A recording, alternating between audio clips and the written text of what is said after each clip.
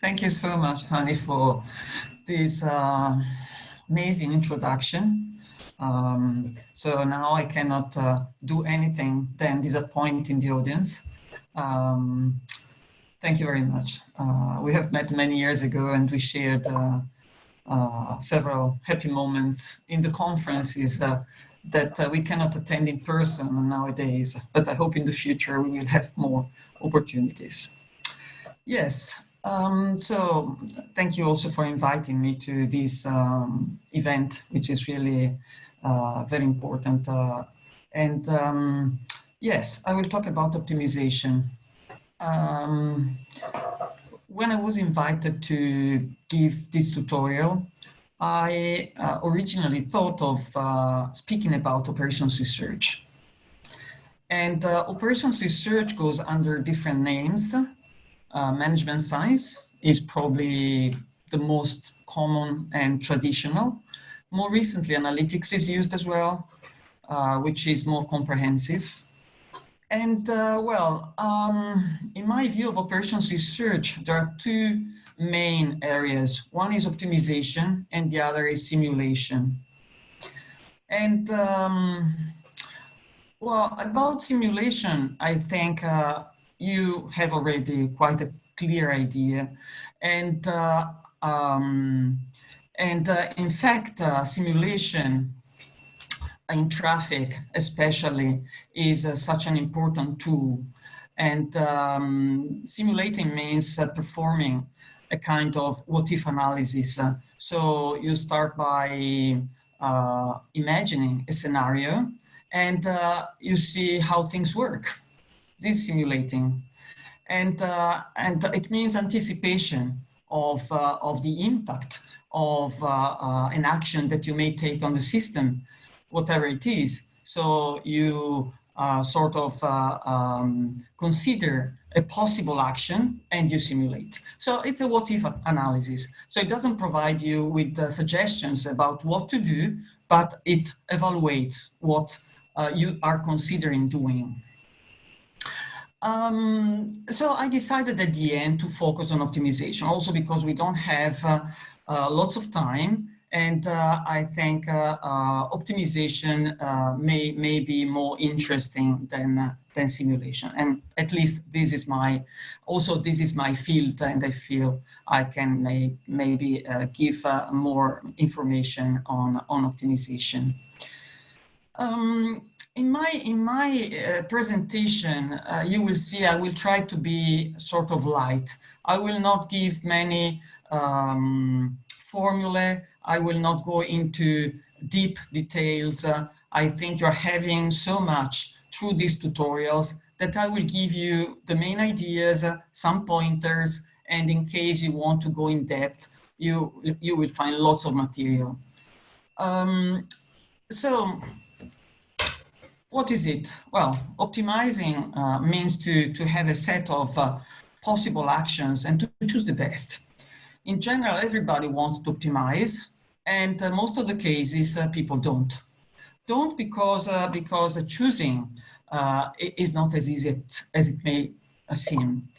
From our point of view, from the point of view of those who really deal with optimization, optimizing means to identify the set of options in a clear way and to choose the best.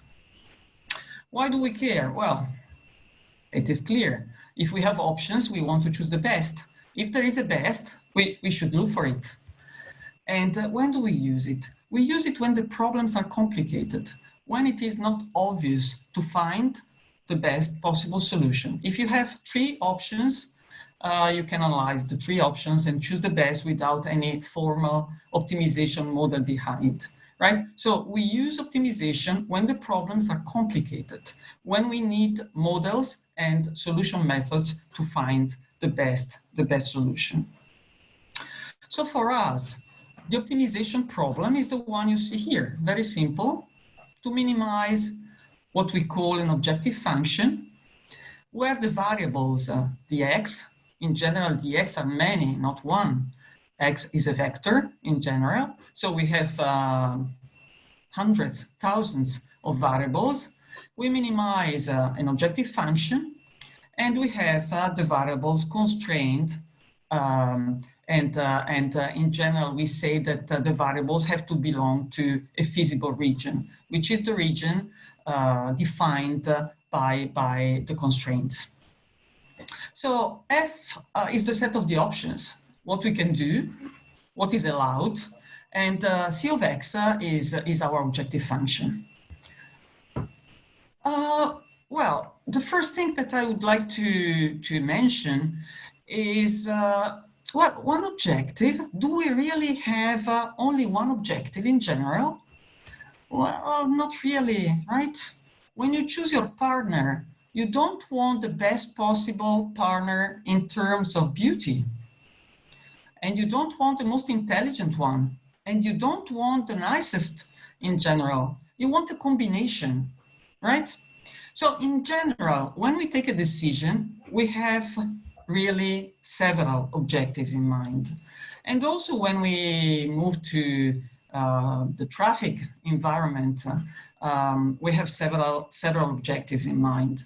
We care about safety and we care about cost. Usually, very safe vehicles will be very expensive and vice versa. Also, the most comfortable vehicle will be certainly the most expensive. So there is always a trade-off that we have to play with. We want a fair traffic assignment so that all vehicles are treated in the same way.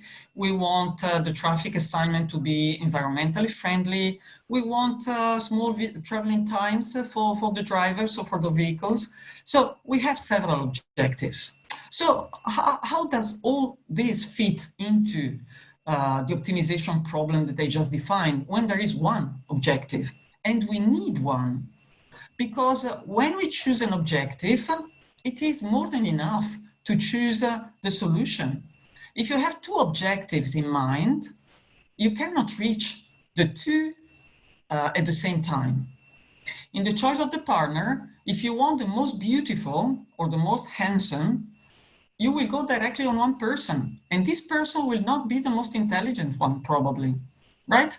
And if you choose intelligence, you are driven to a different person. So you cannot achieve the different objectives at the same time. You have to compromise somehow. So the first concept that I want to share with you is the fact that in general, in life, we do have multiple objectives, but rationally, formally, logically, you cannot have multiple objectives because multiple objectives, the different objectives take you into different directions, into different solutions. So there are two basic ways to treat the multiple objectives. The first is to combine the different objectives into a single one. In this way, so if you want, for example, to minimize a function f of x and you want to maximize g of x, you may combine the two in an objective function, which is g of x minus parameter f of x, and you want to maximize this objective function. This is easy to do. If we are talking about money, g of x is measured in money, in dollars, and f of x is measured in dollars. There is no problem. We combine the two, right? And maybe p will be equal to 1.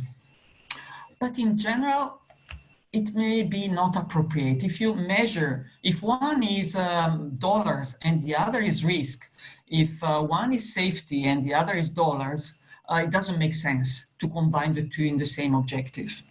And then the other method is to choose one of the objectives as your objective, the only one we can have, and to embed the others into constraints and to set thresholds on these constraints. So for example, if we have to minimize f of x and maximize g of x, we may say that our optimization problem is to minimize f of x subject to the constraint that g of x must be greater or equal than k, where k again is a parameter. So these are the two basic models.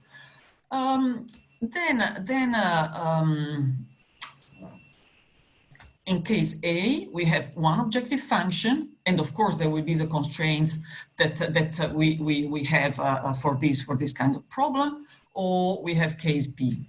In case A, the problem is to set the parameter P, because in some cases it may be natural to choose P equal to 1, but in general it is not. And also here, the problem is the choice of K. So in fact, what we do in general, when we start from multiple objectives, is to choose different values of the parameters, P or K, depending on the method that you adopt, and to solve multiple optimization problems, each with one objective only and a different value of the parameter.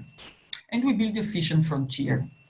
So in general, if we have as objectives the cost and the quality, for example, which are typically two objectives that take you in different directions, and if we have one of the objectives on one of the two axes, then changing the value of the parameter, we build the efficient frontier.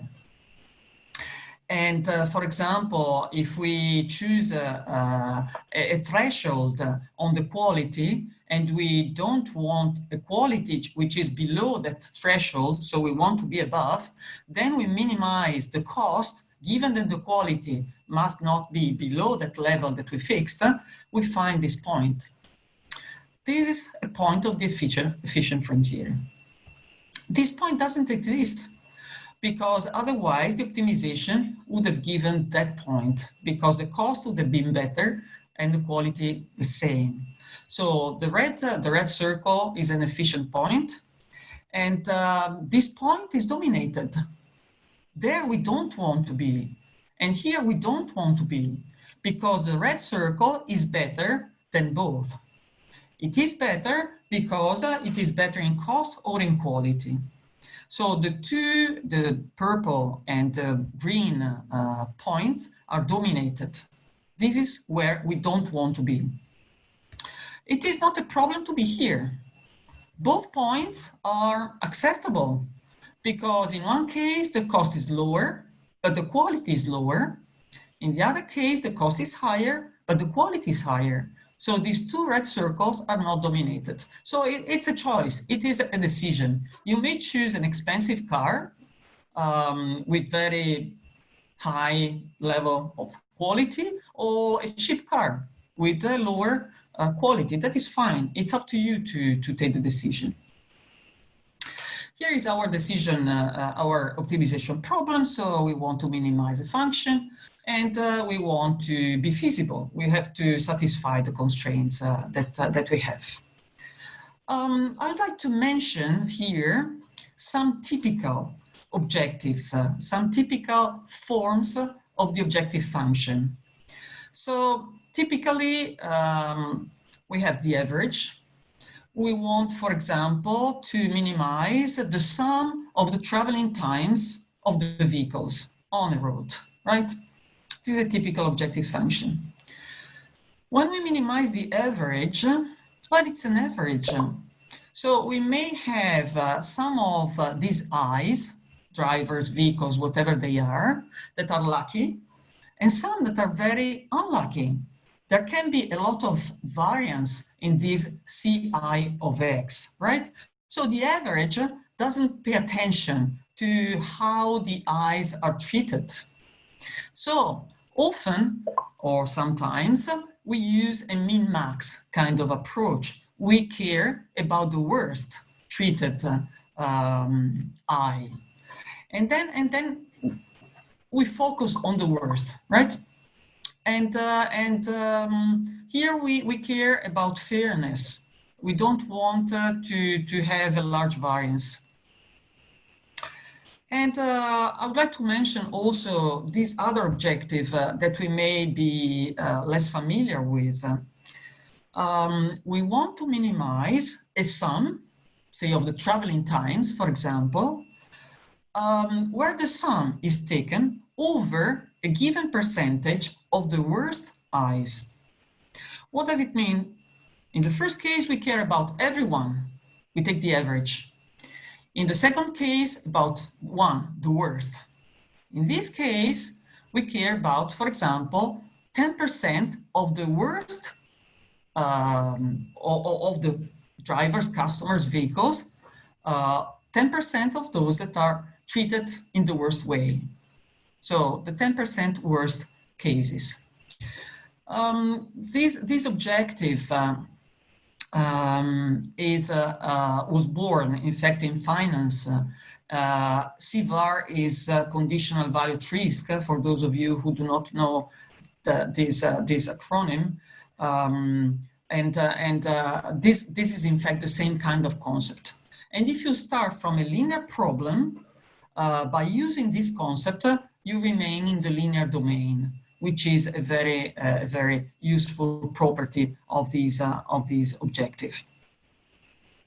Right. So this just to mention that when we choose an objective, we have to choose what kind of objective. And now about the optimum, right? And I will talk about easy problems and difficult problems. When we have a function, here we have one variable, and on the vertical axis we have the objective function, and here you say many local optimum, right? And in general, we don't care about those local optimum. We don't want a local optimum. We want the global optimum. We want the best, the minimum or the maximum over all the possibilities. So inside our feasible region, we want the very best. The problem is how to find it. And in fact, there are very few cases where we can solve, we can find the local optima analytically. Just looking at the form of the objective function, the constraints, derivative equal to 0, things like that. And the global optimum is even more complicated to find analytically because, well, complicated, only in very simple cases we can do that. In general, when we have several constraints, when we have many variables, we don't have an analytic way to find the optimum. And then we need algorithms.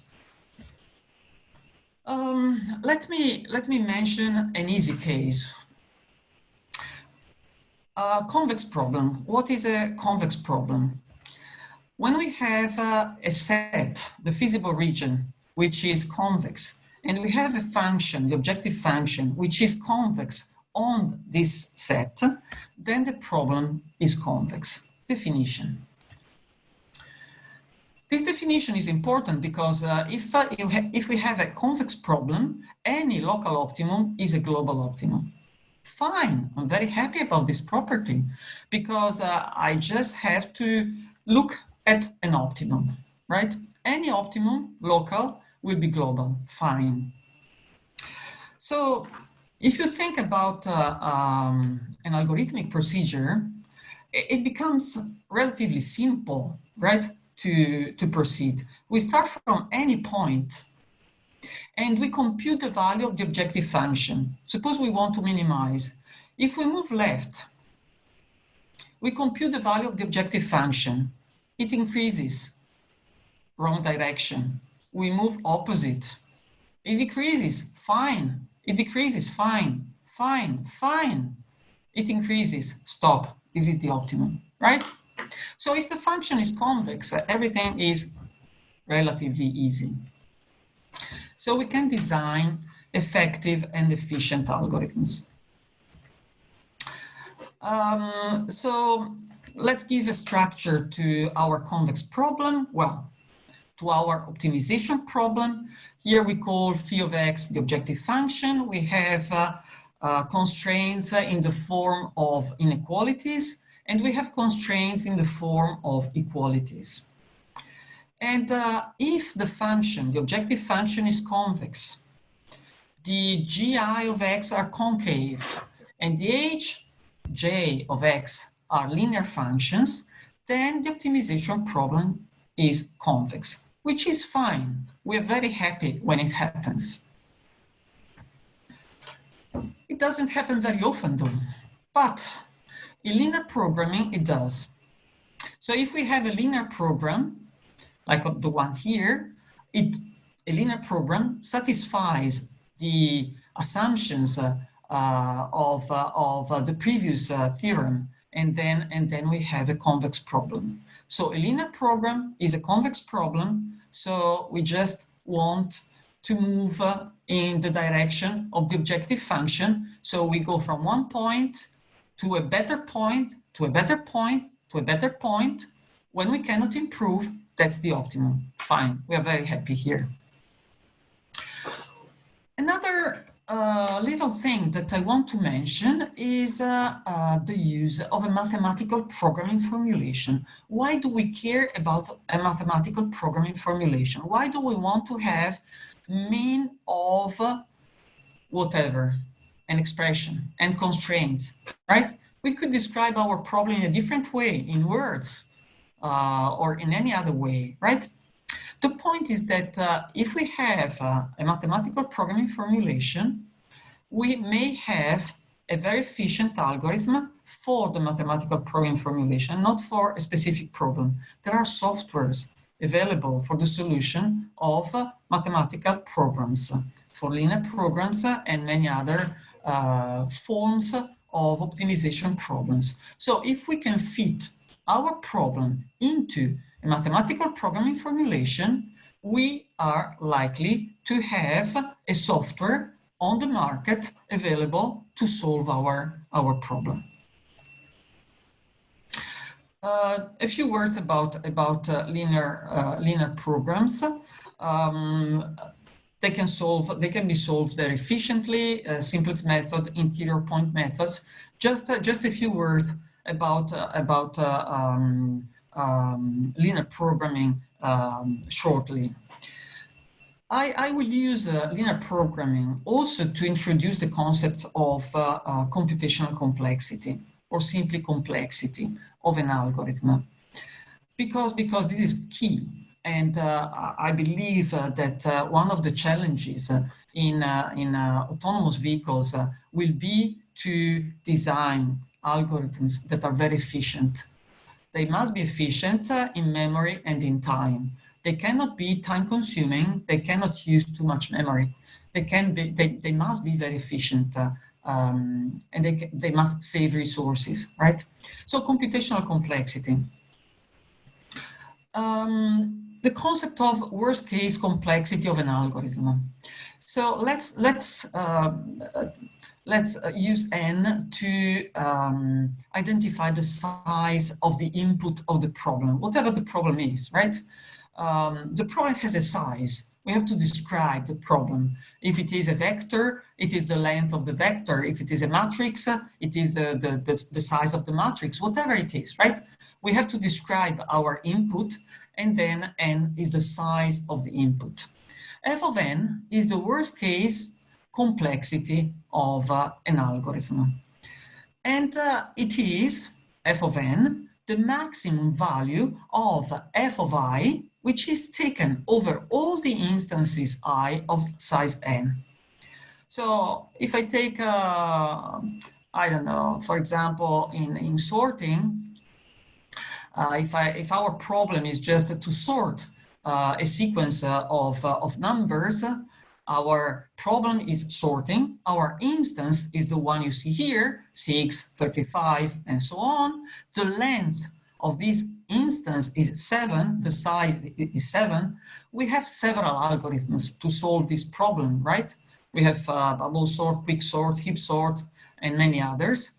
And f of 7 should be, to be the worst case complexity, should be the maximum number of operations required by bubble sort to solve an instance of size 7, right? Which is very difficult to compute. F of n is very difficult to compute. For the sorting problem, it can be done because it is a very basic, very simple problem, very structured. In general, it is very difficult. This is why we talk about the asymptotic behavior of the worst case complexity. So we study the complexity of an algorithm when n, the size, tends to infinity. In fact, it is not very interesting to know what is the complexity of an algorithm when the size of the input is 10 or 15. We are interested to know when the size is large. Then we have the challenge. We have to really care about the amount of time required to solve our problem. So in general, the complexity is expressed by using the big O notation. I see that my internet connection is unstable. I hope you can hear me. So for example, the complexity of bubble sort is big O of n squared. The order of magnitude is n squared, right? Which is fine, basically. And also, we have to distinguish between the complexity of an algorithm and the complexity of a problem. The fact that bubble sort has a complexity of n squared doesn't mean that sorting has a complexity of n squared. And in fact, sorting has a lower complexity because the complexity of a problem is the infimum of the complexities of the algorithms that can solve the problem, including those that we don't know.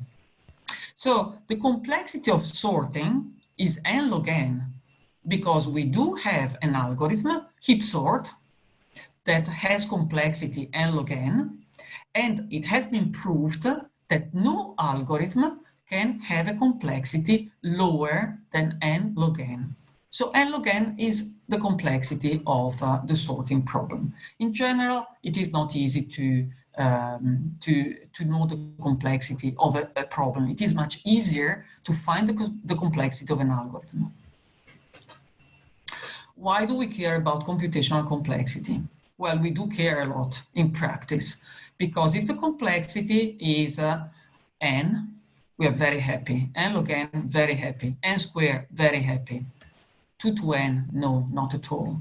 And for this reason, if you have a complexity of 2 of n, you have this kind of times, computational times, right? So if the complexity is n squared, you can solve problems of size 60 in a very, very short amount of time. Fine. In autonomous vehicles, we would be very happy to have n squared complexity of the algorithms. But if the complexity is 2 to n, well, we cannot solve problem of size 60, but not even problem of size 50 or 40 or 30. And maybe 1 second is even too much, right? So we have to be very fast. And one may think, well, computers are becoming more and more powerful. It is not a problem. In a few years, things will improve. Well, if the speed of a CPU will be improved, will be multiplied by 1,000, if the complexity is 2 to n, we will be able to solve in the same amount of time a size increased by 10 with respect to the previous CPU speed. So if the complexity is 2 to n, well, basically, we are not happy at all. Just avoid 2 to n.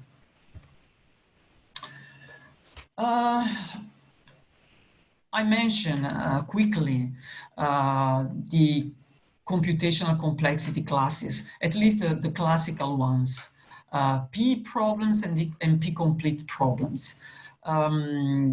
Just to say that the P problems are the problems that can be solved in polynomial time. N, n log n, n squared, n cubed, fine, we are happy. The NP-complete problems are the most difficult problems of this class, and if a problem is NP-complete, there is no hope, basically, that a polynomial algorithm exists. So there are problems for which the best known algorithm takes an exponential time of the kind 2 to n. right? So in those cases, if we really care about computational time, we have to give up the optimal solution, just forget it.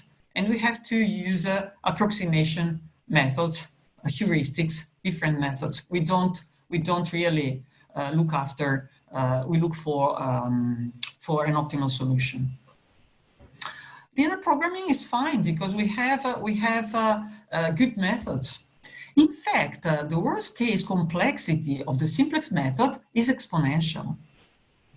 But this is one of the rare cases, in my experience, where the worst case complexity is far from the practical complexity. The practical complexity is of the kind m log n, while the worst case complexity is exponential. In fact, in practice, the simplex method works very well.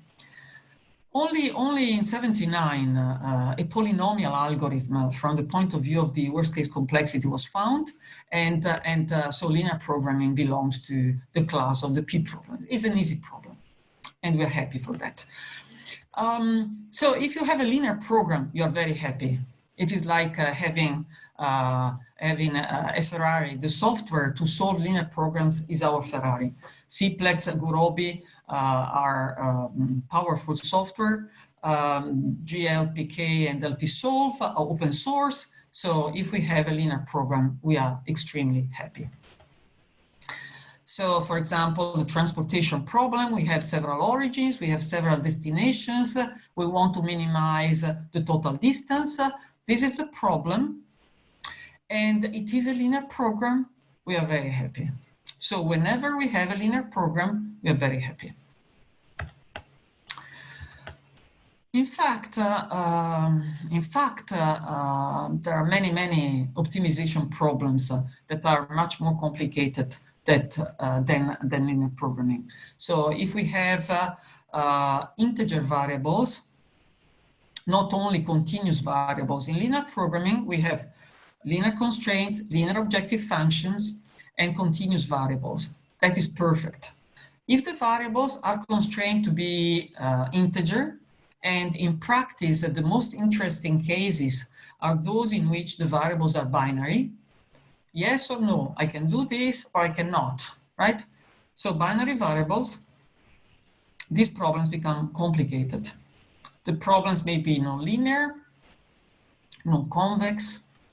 Global optimization is another class of optimization problems. And then we have stochastic programming and robust optimization. So we have a variety of optimization problems. And depending on the problem that you have to solve, you have to look for the right software, you have to look for the right algorithm, you have to pay attention to the complexity, to the computational time, and everything, right? So I cannot cover in these tutorials of course, the whole range of optimization problems. I will focus on the class of mixed integer linear programming because there are many problems that are formulated as mixed integer linear programs, and especially in the domain of routing that we may be interested in.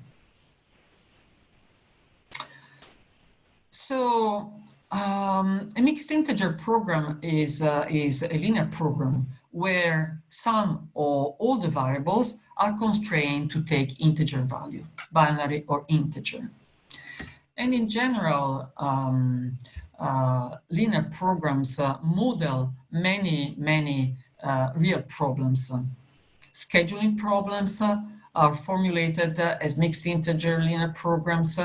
Whenever you have a fixed cost, it means you have a binary variable because if you have to pay for the cost, the variable will take value 1. If you don't have the fixed cost, the variable will be 0. So it's a binary variable. Location problems we will see in the second part. If you have to select anything, you have a variable which is binary. Routing problems, same. So we have a variety of problems that can be formulated as mixed integer linear programs. Unfortunately, mixed integer linear programs are NP-complete, are difficult. So the best known method has exponential complexity, which is not good news, right? Let me mention the basic methods exact for the solution of mixed integer programs. One is branch and bound, is the most classical one.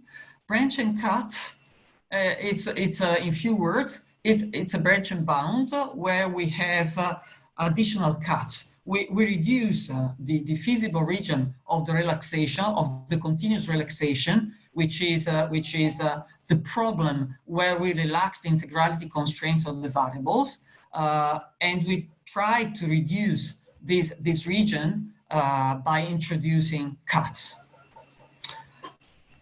These are embedded into the software, the commercial or open source software that I mentioned. For routing problems, in the last decade or so, branch and price methods became very much used because they are quite successful. And these methods are used when we have an exponential number of variables. So when we have a problem of this kind, a linear function, linear constraints, and we have binary variables, an exponential number of these variables. So suppose, for example, that we have to choose a route for a vehicle. We have many routes. If you think about the map, we have from an origin to a destination, a huge number of routes or paths. And we cannot really handle an optimization problem with an exponential number of variables. We don't like the exponential time, right? And we saw the reason. And we don't like an exponential number of variables. Exponential is always bad. Just because you may hear the names, I want to mention here also column generation. So branch and price methods are methods where, since we have an exponential number of variables, we start by relaxing the integrality constraints and we solve the relaxation. But if we forget about the integrality constraint, still we have an exponential number of variables. So it's too many. So we start from a small set and we solve a restricted problem. Then we look for additional variables, columns. And if new columns improve the relaxation, we add these columns. If they don't, we have finished. So column generation is the method to solve a linear program when the number of variables is exponential in number. The number of variables is exponential. So we use column generation to solve the relaxation of a problem with an exponential number of variables.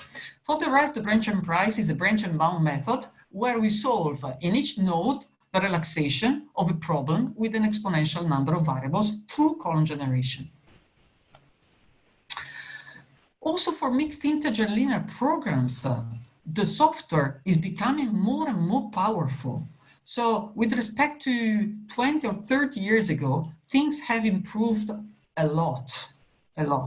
We can solve larger problems, but still the car is a very small car. It goes very slowly. So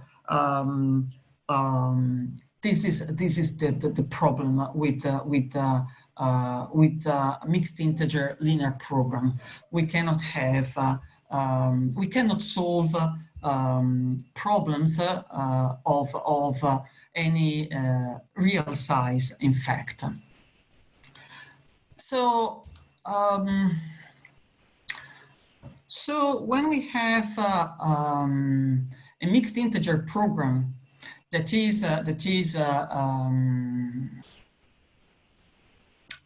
we want to solve and has some special structure. It is, in fact, it comes from a location problem or from a routing problem or any other of these problems. We have I would say, three options. Option number one, we use the mixed integer program as such, and we use one of the softwares available on the market, and we know the limits. We know that we cannot solve instances of, I would say, more than 100 variables or so, still today. The other possibility is to design specialized exact methods that solve the specific problem at hand, and hopefully they're more efficient because they take advantage of the features of the specific problem that we have to solve.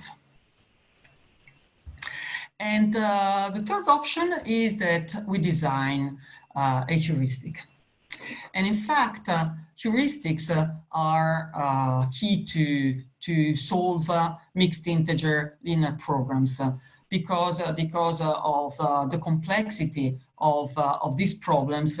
In fact, we have to give up the solution, the optimal solution of these problems, and we have to solve these problems heuristically. And that was it, in fact. I went quite fast. I think I didn't use all the time that I had. So if you have questions of any kind, I may answer the questions, or I may start with lecture number 2.